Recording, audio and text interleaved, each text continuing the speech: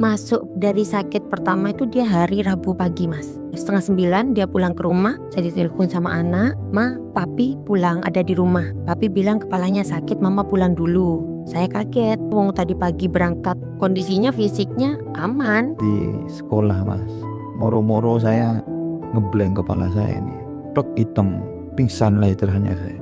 Sampai kaki saya ini kedua-duanya tidak bisa digerakkan, terutama yang kanan. Cuman saya paksa waktu itu. Saya telepon teman, tolong jemput saya, antarkan saya pulang. Sampai ke rumah saya muntah-muntah yang ya.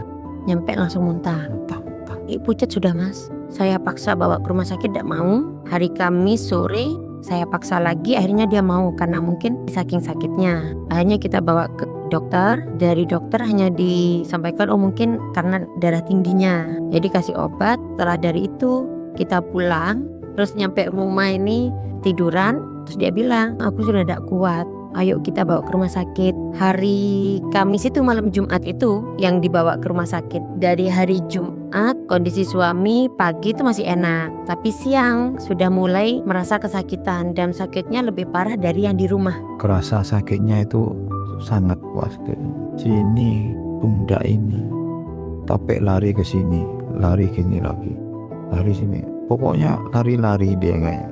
Nyeri kepala bisa merupakan suatu red flag atau tanda bahaya bagi perdarahan otak apabila yang pertama disertai dengan adanya keluhan yang lain seperti dengan muntah-muntah atau kejang, dan yang kedua nyeri kepala tersebut merupakan nyeri kepala yang sangat hebat yang belum pernah dirasakan sebelumnya, atau bahkan nyeri kepala tersebut berujung pada penurunan kesadaran. Apabila didapatkan keluhan seperti nyeri kepala yang sangat hebat yang belum pernah dirasakan sebelumnya, sebaiknya segera memeriksakan diri ke instalasi gawat darurat terdekat, terutama yang memiliki fasilitas untuk pelayanan saraf dan bedah saraf. Keluhan nyeri kepala hebat tersebut apabila kita tangani di IGD, kita akan bisa melakukan pemeriksaan lanjutan berupa imaging atau pewarnaan pada kepala, di mana kita bisa memastikan apakah nyeri kepala ini memang akibat suatu perdarahan di otak atau tidak.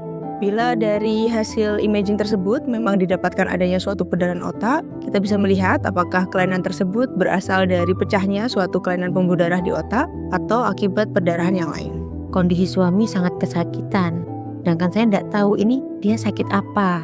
Bilangnya hanya infeksi sama hipertensi sama kolesterol tinggi sama lemak dalam darahnya tinggi. Akhirnya di CT scan. Hasil CT scan-nya pada saat itu bilang bahwa ada pendarahan. Jadi pecah pembuluh darah. Kita khawatir mungkin suami semakin cemas atau apa. Akhirnya kan bikin tensinya semakin naik. Yang tadinya setelah dikasih obat penenang turun drastis dari 158 jadi 136. Hanya dengan jangka waktu gak nyampe 4 jam kondisinya naik ke 180 berapa gitu. Setelah itu dapat 1 jaman dia hilang kesadaran.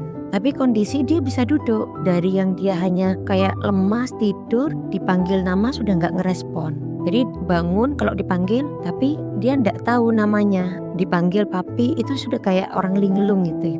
Kita tunggu sampai tengah malam posisi tidur tapi tangannya bergerak seperti ini terus. Saya hubungi pihak perawatnya. Kita konsultasikan dulu ibu sama dokternya, katanya si perawat. Perawatnya datang dikasih obat. Dari situ kita nunggu jam sebelum 4 subuh. Dari kaki sampai ujung ini sudah gerakan udah kaku. Lama-kelamaan persis setelah adzan subuh selesai dia teriak, mata ini melotot ke atas, terus mata ini merah.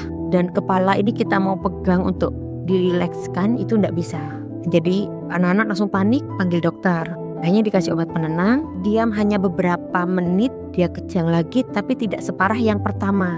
Kejang bisa merupakan suatu tanda adanya permasalahan di otak, sehingga kejang ini tidak selalu terkait dengan epilepsi, tetapi bisa juga terkait dengan adanya tumor di otak, kemudian adanya perdarahan di otak maupun kelainan-kelainan elektrolit. Kelainan pada kadar natrium dalam darah, yang ini juga sebetulnya bisa berhubungan dengan adanya perdarahan di otak.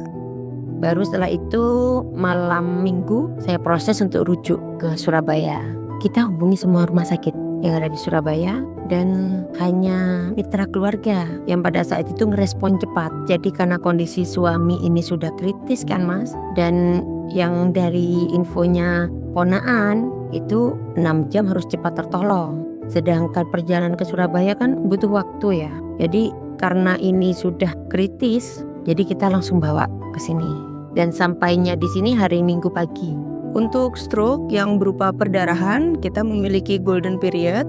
Jadi apabila terjadi suatu perdarahan otak di mana perdarahan itu bisa mengakibatkan pergeseran atau penekanan pada otak yang sehat, maka perdarahan itu dalam waktu kurun dari 72 jam harus sudah segera diambil. Tetapi pada kasus-kasus di mana perdarahan itu akibat kelainan pembuluh darah seperti aneurisma, maka secara golden standard aneurisma tersebut yang pecah itu harus segera kita tutup dalam waktu 24 jam setelah rupture.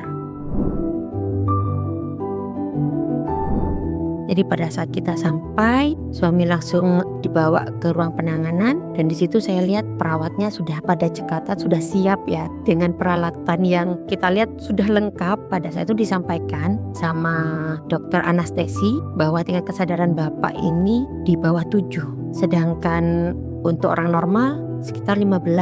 Makanya ini akan dilakukan segera tindakan ya Ibu, katanya si dokter. Tapi sebelum tindakan sudah disampaikan bahwa Bapak ini selain pecah pembuluh darahnya, otaknya itu mengalami pembengkakan.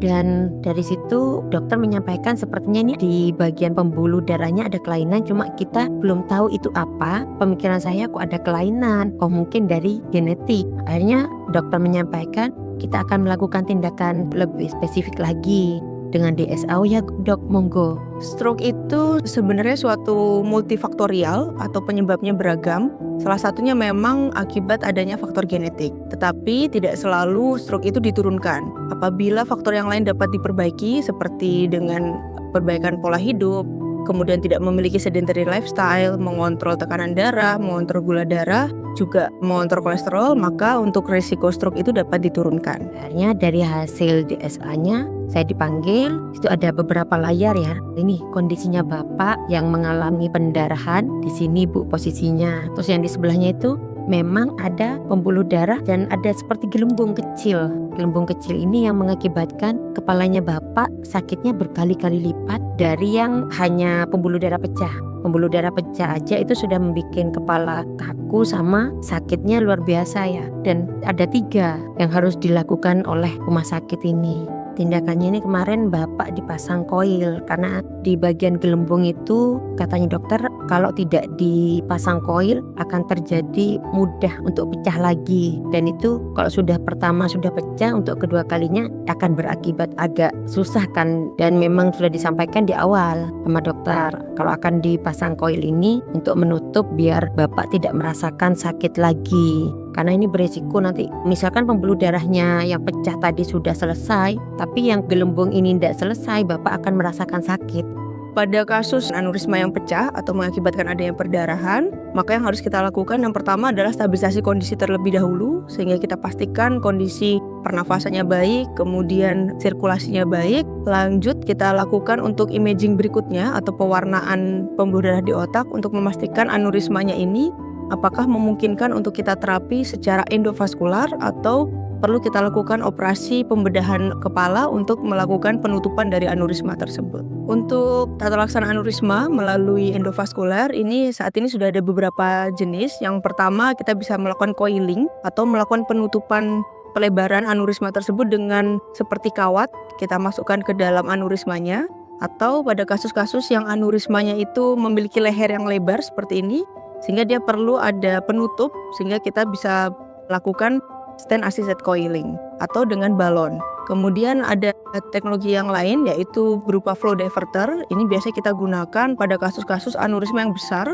ukurannya lebih dari 5 mm, sehingga kita perlu melakukan pengalihan aliran yang lama-lama akan membantu menutup kelainan pada aneurisma tersebut.